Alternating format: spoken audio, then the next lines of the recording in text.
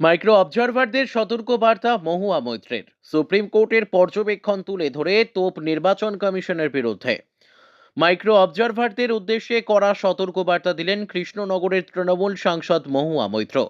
তিনি দাবি করেন, বাংলার মানুষের স্বার্থে মুখ্যমন্ত্রী সুপ্রিম কোর্টে এসআইআর সংক্রান্ত মামলা লড়ছেন এবং সেই মামলায় আদালত মাইক্রো অবজারভার নিয়োগ নিয়ে প্রশ্ন তুলেছে।